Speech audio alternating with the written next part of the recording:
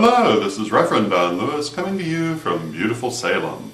And you may have noticed that one of the big stories these days has to do with the supposed realignment of the zodiac and recalculation of zodiac signs.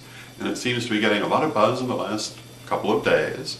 And hopefully you will have noticed, if you saw this story, that it was the very subject we talked about just a couple of vlogs ago. The difference between sidereal and tropical astrology. And that this difference is the result of the precession of the equinoxes. Now, having said that, we've already talked about my opinion of this, which is that tropical astrology, what we normally use, really doesn't matter whether it's aligned with the current position of the stars or not, because I really do feel that the stars are only markers for patterns in time. And the fact that they are no longer in exactly the same place has nothing to do with those patterns. They merely happen to help people to observe the patterns at the time. And the patterns continue. So that's my opinion of that.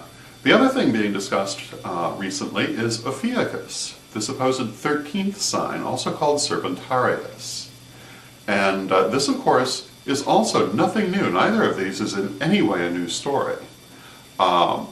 In fact, as a new sign, Ophiuchus is anything but a new sign. It's been there for a long time and is not normally considered part of the zodiac.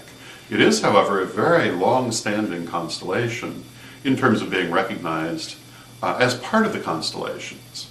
Why it wasn't made part of the zodiac, one doesn't really know, but it wasn't.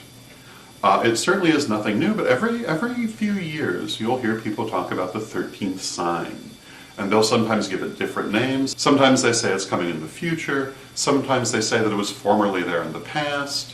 I've often heard that Scorpio and Virgo were once one sign and then split apart with Libra forming between them. And none of this really bears any weight with anything. The signs, while no longer in alignment with their tropical equivalents, have pretty much been the same as long as humans have been here. What we interpret as our zodiac does, of course, change, and is different in different parts of the world, different cultures. But the constellations themselves are certainly not suddenly and rapidly developing. So, I hope that gives you some interesting information, and until next time, may your blessed be.